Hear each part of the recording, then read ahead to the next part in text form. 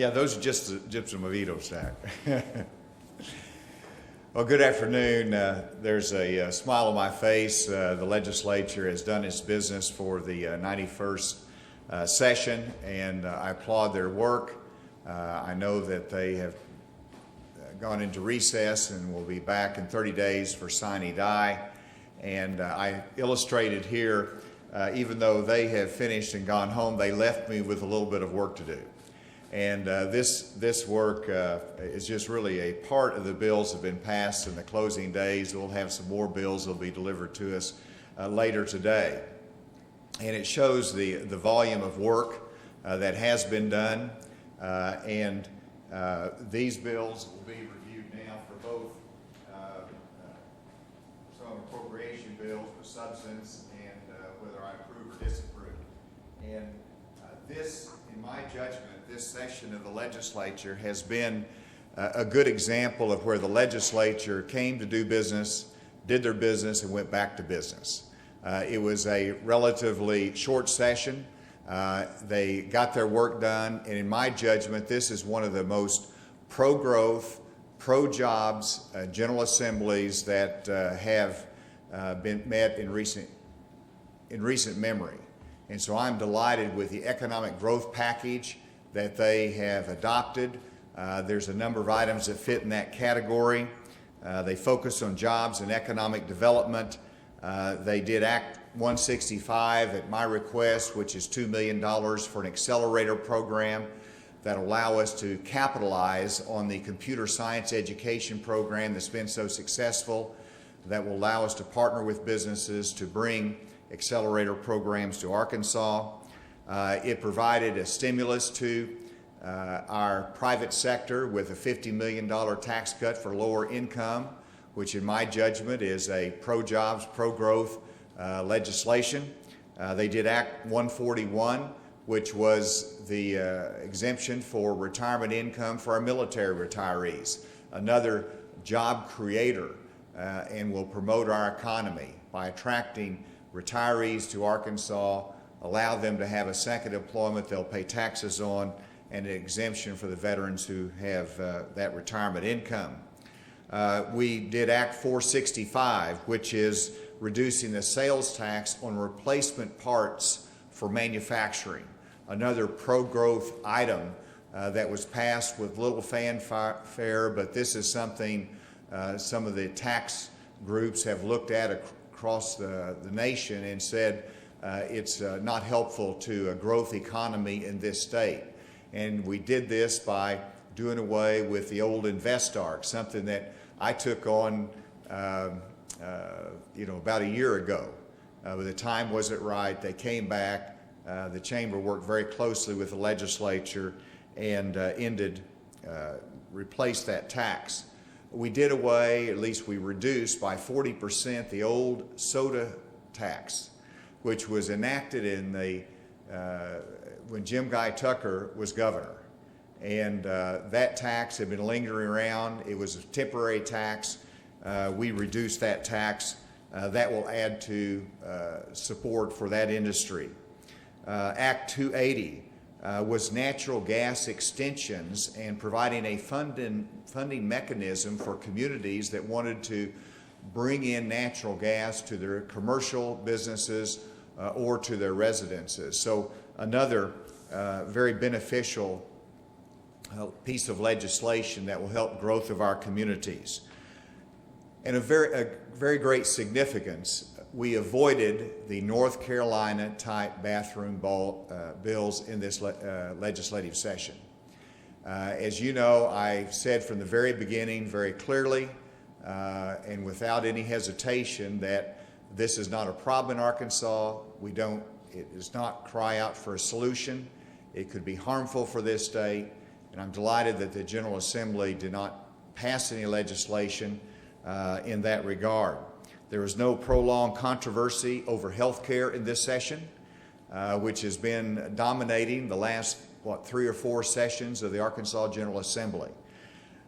We enacted pro-education policies with the reform of higher education funding formula and with the Our Future grants that I hope will be a historic piece of legislation that will benefit our young people as they look to two-year colleges and technical schools to build upon their high school diploma and get advanced degrees that will help them move up the economic ladder.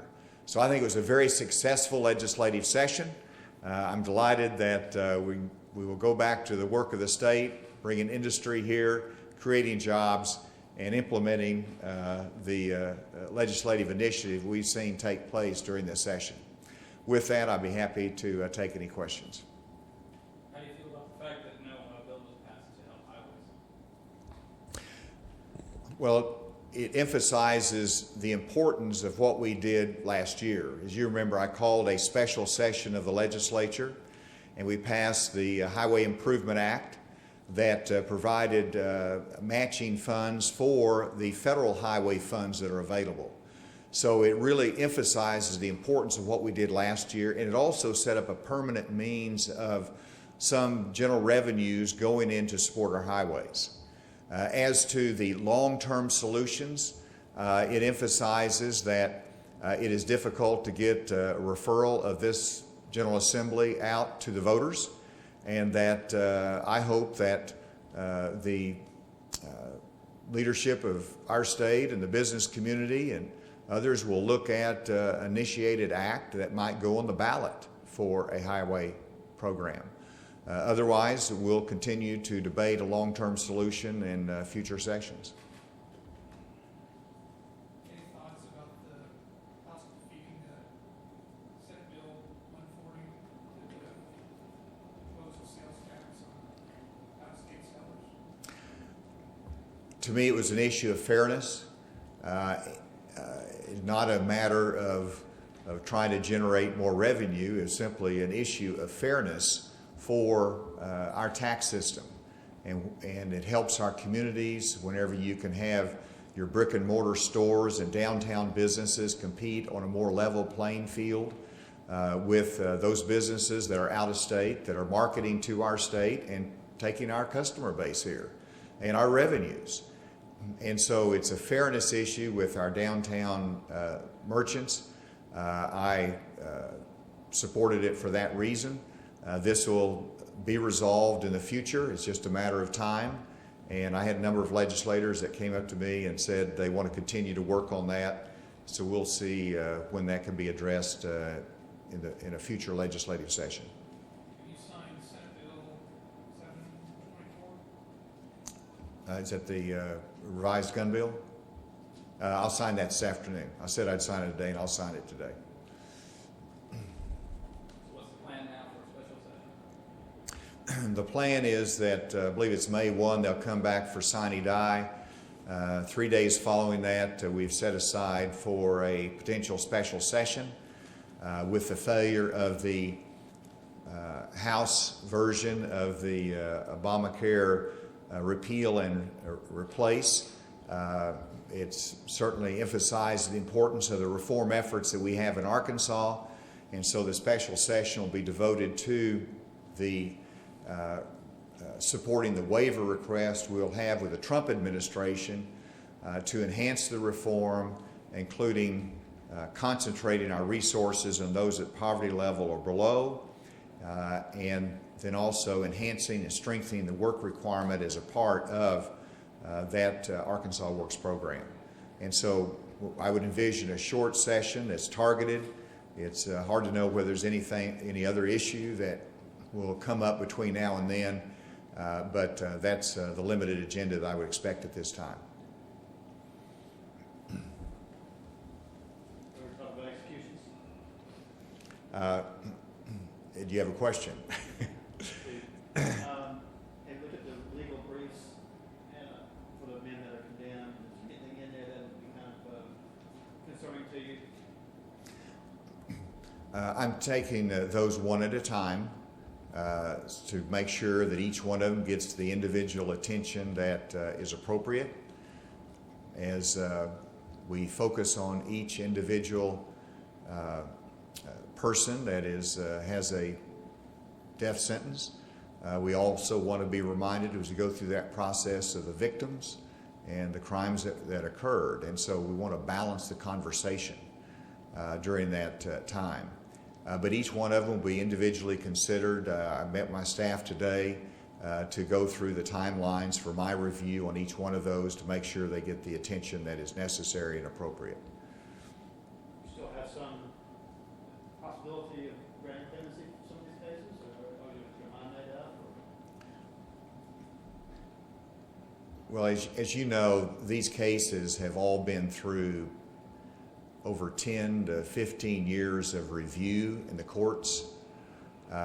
There's not really any question of guilt in these cases, and the significance and horrendous nature of the crimes are the reasons the jury gave that penalty. And so that means a lot to me as I go through the review, but each one should be reviewed individually, and I will look at the recommendations from the parole board and make a decision from there.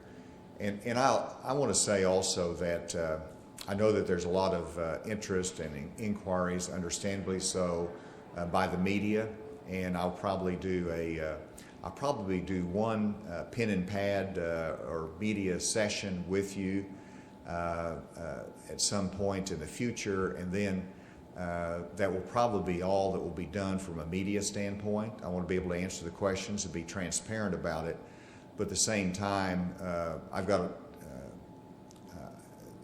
there's an incredible amount of media interest in it, both nationally, and there's some been international inquiries, and I just don't want to feed into that. I don't think it's appropriate and helpful, and so I want to have a session in the future that I will be able to answer your questions, but it will not be a constant flow of media engagement on this next month in terms of the executions that are set. Yes. Another question about it? I'll take one more question. You're economic development director just walked in this room. Are you concerned about how this affects Arkansas's image across the world? Let me really emphasize that point because I asked my staff for a review of all the death penalty cases in the United States over the last 15 years.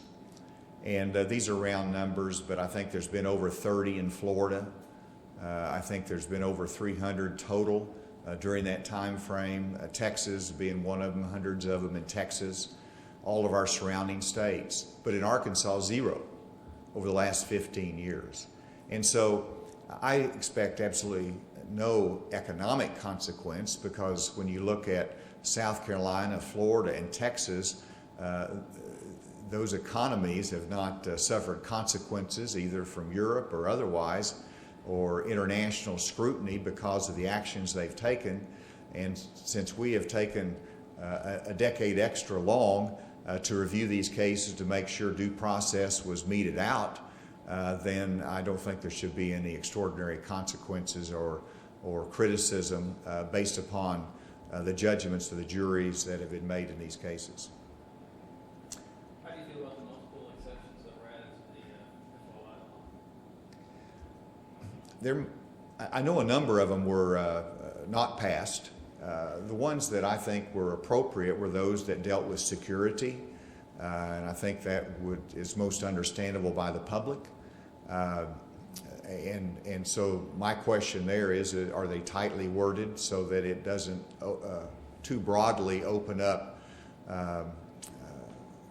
or close transparency when it should be open? And I think they really, through the work of media representatives and the legislators, they really tightened up those bills before they got to my desk. And then there was one bill, I think, that was on the higher education that I don't believe made it through. So I think because of the attention to it, because of the broad support of the Freedom of Information Law in Arkansas in the legislature, I think it was much more limited than it started out in terms of any exceptions. And as they arrive at my desk, I'll continue to review them with that scrutiny.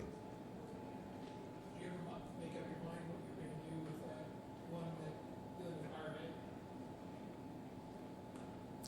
ed? Well, I'll review it if it gets to my desk. Mark Esker's bill? I mean, that seemed like it was the most hotly contested one dealing with I don't think it, I don't believe it got out. Right, Yeah. but have you made up your mind what you're gonna do? Oh. I mean, you do have a trustee that you pay on your staff, so. Yeah. Well, I reviewed the bill, and I had some reservations about the language in it, and I was just waiting the rest of it, so I didn't make any final decision until it completed its legislative review, but I had some hesitancy about the breadth of the language there. All right, well, thank you very much for giving this opportunity to talk about the session and to summarize it from my standpoint, and we'll see you soon.